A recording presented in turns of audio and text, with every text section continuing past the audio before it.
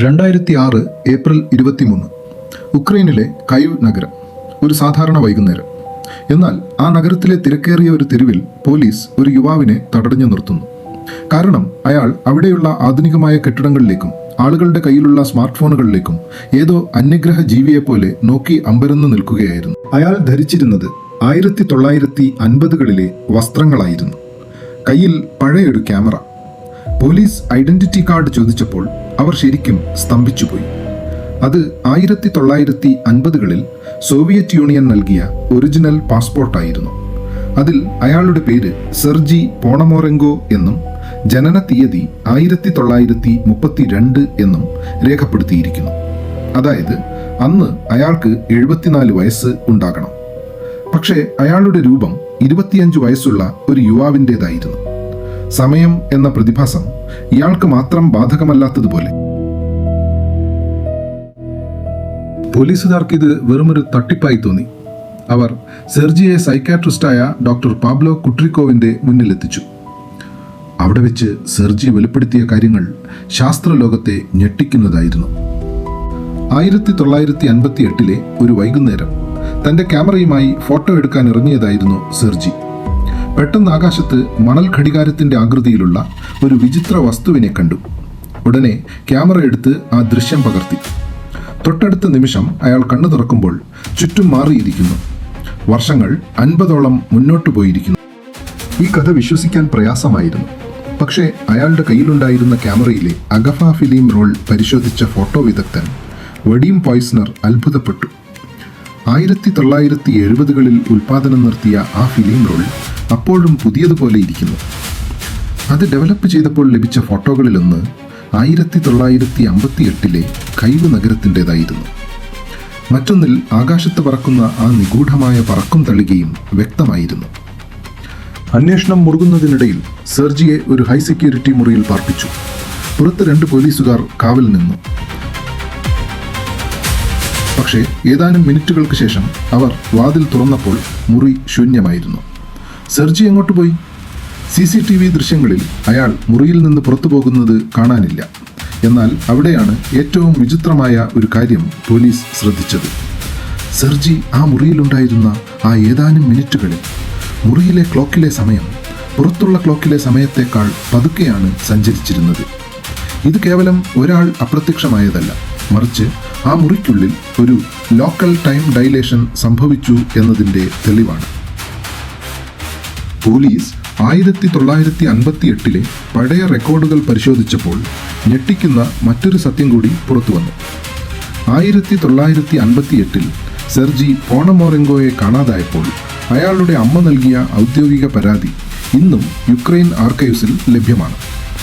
2006 Sergey പറഞ്ഞ കാര്യങ്ങൾ 1958 ഈ റെക്കോർഡുകളുമായി 100% ഒത്തുപോകുന്നു. പോലീസ് അയാളുടെ പഴയ കാമുകിയെ കണ്ടെത്തി.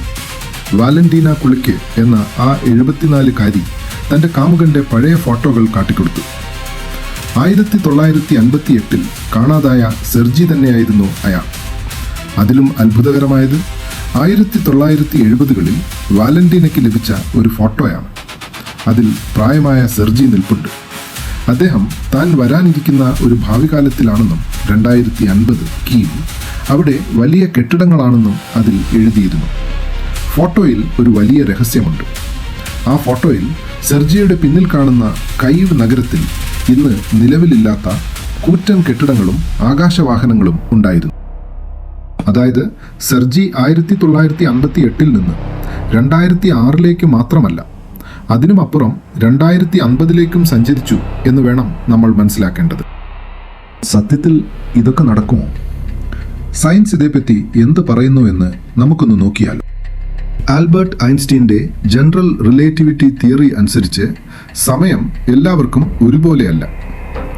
ഒരു വസ്തു പ്രകാശവേഗതയോട് അടുത്ത് സഞ്ചരിക്കുകയാണെങ്കിൽ ആ വസ്തുവിനുള്ളിൽ സമയം പതുക്കെയാകും.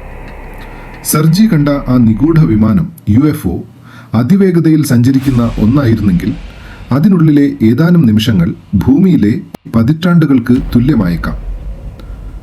അതുപോലെ ഗുരുത്വാകർഷണം കൂടുന്തോറും സമയം പതുക്കെ സഞ്ചരിക്കും.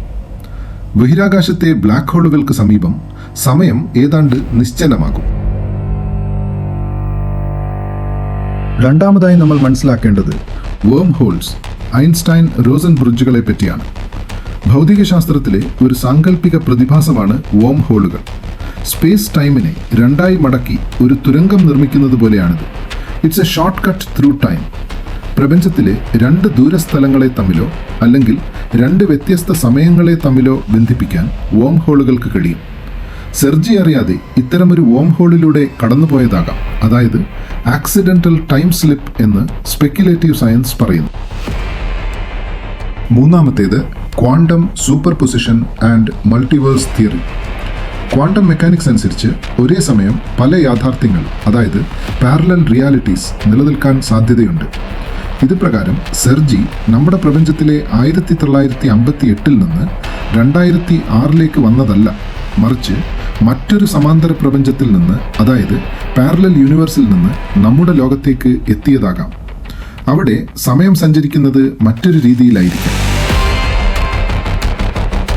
ശാസ്ത്രീയമായി ഈ കേസിനെ സമീപിക്കുമ്പോൾ മസ്തിഷ്കത്തിന് സംഭവിക്കുന്ന ചില മാറ്റങ്ങളും പരിഗണിക്കേണ്ടതുണ്ട്. മനുഷ്യന്റെ മസ്തിഷ്കത്തിന് ചില സാഹചര്യങ്ങളിൽ ഇല്ലാത്ത കാര്യങ്ങൾ സംഭവിച്ചു എന്ന് തോന്നിപ്പിക്കാൻ കഴിയും.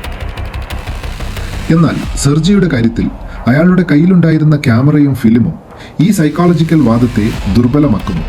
കാരണം ഒരു മനുഷ്യന്റെ ഭാവനയ്ക്ക് ക്യാമറയിലെ ഫിലിമിൽ ദൃശ്യങ്ങൾ നിർമ്മിക്കാൻ കഴിയില്ല. Forensic analysis of the evidence പരിഗണിക്കുമ്പോൾ ഈ കേസിലെ ഏറ്റവും വലിയ ശാസ്ത്രീയ തെളിവ് അയാൾ ഉപയോഗിച്ച കാനൺ ക്യാമറയും അതിലെ ആഗ്ഫ ഫിലിമുമാണ്. അതിന് കെമിക്കൽ ഡിഗ്രഡേഷൻ സംഭവിച്ചിരുന്നില്ല എന്നത് വളരെ ഷോക്കിംഗ് ആണ്. 1958 ഒരു ഫിലിം 2006 ഡെവലപ്പ് ചെയ്യണമെങ്കിൽ അത് അതീവ സുരക്ഷിതമായി സൂക്ഷിക്കപ്പെടണം. പക്ഷേ ഈ ഫിലിം യാതൊരു കേടുപാടുമില്ലാതെ ഇരുന്നത് ശാസ്ത്രജ്ഞരെ അത്ഭുതപ്പെടുത്തി. സമയം നിശ്ചലമായ ഒരു അവസ്ഥയിലൂടെ കടന്നുപോയാൽ മാത്രമേ ആ ഫിലിമിന് രാസമാറ്റങ്ങൾ, അതായത് കെമിക്കൽ ഡീകോമ്പോസിഷൻ സംഭവിക്കാതെ ഇരിക്കും. ശാസ്ത്രീയമായി ഇതിനുള്ള വെല്ലുവിളിയുമുണ്ട്. അതിനെ ദ ഗ്രാൻഡ് ഫാദർ പാരഡോക്സ് എന്നാണ് പറയുന്നത്.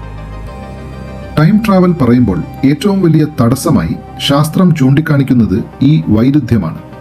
അതായത് ഒരാൾ ഭൂതകാലത്തിലേക്ക് പോയി സ്വന്തം മുത്തച്ഛനെ വധിച്ചാൽ അയാൾ ജനിച്ചില്ലെങ്കിൽ പിന്നെ എങ്ങനെ ടൈം ട്രാവൽ നടത്തും? അതുപോലെ അയാൾ വരുത്തുന്ന ഓരോ മാറ്റങ്ങളും അയാളുടെ എക്സിസ്റ്റൻസിനെ ബാധിക്കാം. എന്നാൽ സെർജിയുടെ കാര്യത്തിൽ ഈ പാരഡോക്സ് ബാധകമല്ല. കാരണം മൾട്ടിവേഴ്സ് തിയറി പ്രകാരം അദ്ദേഹം വന്നത് മറ്റൊരു ടൈം ലൈനിൽ നിന്നാണ്. അതുകൊണ്ട് നമ്മുടെ ലോകത്തെ ചരിത്രത്തിൽ മാറ്റം വരുത്താൻ അദ്ദേഹത്തിന് കഴിയില്ല. സെർജിയെ ചോദ്യം ചെയ്ത സമയത്ത് അയാൾ പറഞ്ഞൊരു കാര്യമുണ്ട്. ആ പറക്കും തളിക കണ്ടപ്പോൾ തന്റെ റേഡിയോയിൽ വിചിത്രമായ ശബ്ദങ്ങൾ കേട്ടു എന്ന്. വേം ഹോളുകൾ രൂപപ്പെടുമ്പോൾ ഇലക്ട്രോമാഗ്നറ്റിക് തരംഗങ്ങളിൽ വലിയ മാറ്റങ്ങൾ സംഭവിക്കും.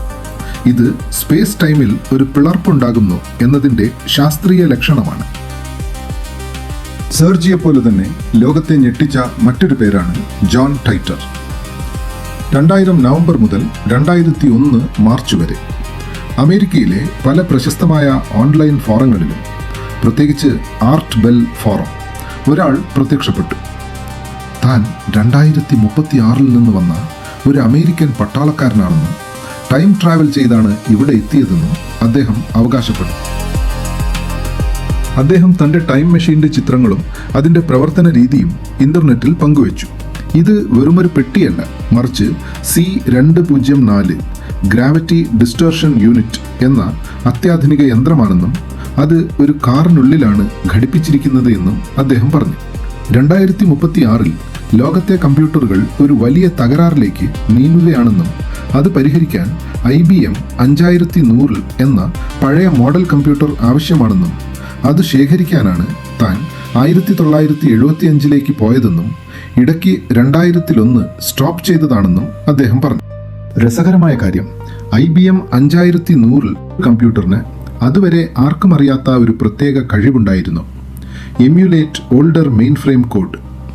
ഇത് പൊതുജനങ്ങൾ അറിയുന്നതിന് മുൻപേ ജോൺ ടൈറ്റർ ഇന്റർനെറ്റിൽ വെളിപ്പെടുത്തിയിരുന്നു. അതിനാൽ അയാൾ കേവലം ഒരു തമാശക്കാരനല്ല എന്ന് പലരും വിശ്വസിക്കുന്നു. സെർജിക്കും ടൈറ്ററിനും പറയാനുള്ളത് ഒരേ കാര്യമായിരുന്നു: സമയം. അത് നമ്മൾ വിചാരിക്കുന്നത് പോലെ ലളിതമല്ല. സെർജി പോണമോറെങ്കോ കണ്ട ആ നിഗൂഢ വിമാനം ഒരു വോം ഹോൾ ആയിരുന്നോ? നമ്മുടെ അറിവിനപ്പുറമുള്ള ഏതെങ്കിലും ശക്തികൾ നമ്മളെ നിരീക്ഷിക്കുന്നുണ്ടോ? ഇന്നും കൈവ് നഗരത്തിലെ പോലീസ് ഫയലുകളിൽ ഈ കേസ് ഒരു ചോദ്യചിഹ്നമായി അവശേഷിക്കുന്നു. സമയം നമുക്ക് നൽകുന്ന ഏറ്റവും വലിയ കടങ്കഥകളിലൊന്നായി സെർജിയുടെ കഥ ഇന്നും തുടരുന്നു. സമയം നിങ്ങളെ കാത്തിരിക്കില്ല, പക്ഷെ ചിലപ്പോൾ അത് നിങ്ങളെ പിന്നിലേക്ക് കൊണ്ടുപോയേക്കാം.